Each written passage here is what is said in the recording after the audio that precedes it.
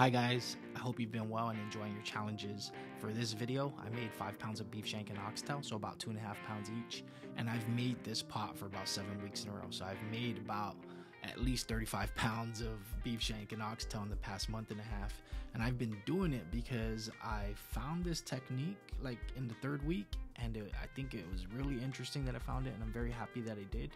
And maybe you guys have discovered it as well, but I want to share this trick and tip with you guys. I'm gonna try and get it out of the way in the first minute or two so that you can just kind of watch that and then just scrap the whole video.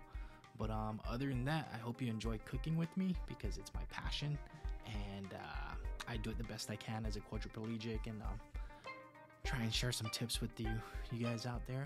But yeah, like I said, other than that, I hope you've been well and enjoying life. Finding quality meat is the second best important thing. This right here, this rack inside the Instant Pot, is probably the most important thing. As I learned, creating space between the bone and the bottom of the pot is actually super important.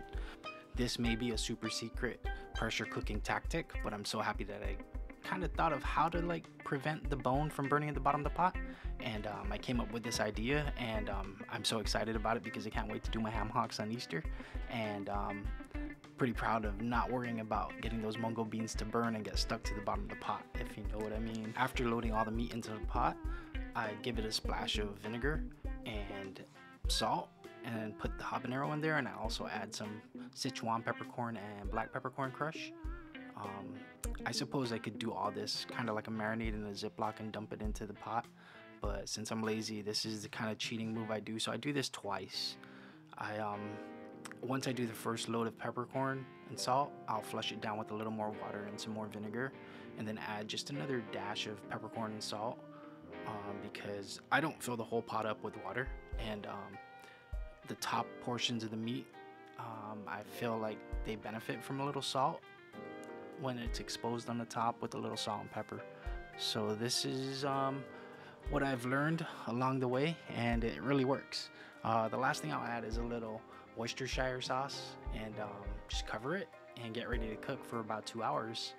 And once it's done, I actually let it natural ventilate. This right here is yellow liquid gold, and it's the second best secret about this recipe. Right now it's infused with Sichuan peppercorns, regular peppercorns, Worcestershire sauce, salt, and a little vinegar. What it's not infused with is burnt tasting bones that'll ruin all your cut-do dreams. At this point, with the pot still really hot, right now would be the best time to shred up all the meat and remove most of the bones. It's important to shred the meat right now. So I cooked this 2 days ago, and I kept it in the refrigerator, and I was supposed to do it yesterday, but I got lazy. But I scrape off all the fat, and then what I do is I use this 5 pounds of beef shank will probably make about 12 mils of whatever it is I want. If I want like coconut milk and clear noodles with some mixed vegetables, that's always a good one. You can make some curry. You could even make use some of the shredded beef and make some tacos, burritos. But I usually just do a clear rice noodle with mixed veggies. Check that out. It's like a 1/4 inch of fat, man, or even 1/2 inch of fat. But you hook this up with some mushrooms. Oh, dude, it's the best. Best way to saute mushrooms: add a little water, a little salt, pepper, and just throw in a good piece of fat or oxtail fat. Oh, it's so good. You guys gotta try it.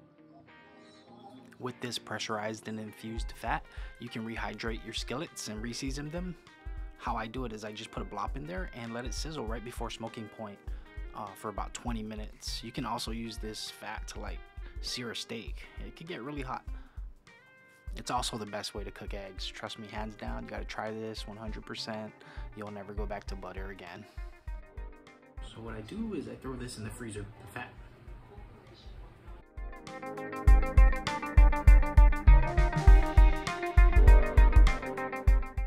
About all the fat I collected. Check out the gelatin in this pot, man. It's nice.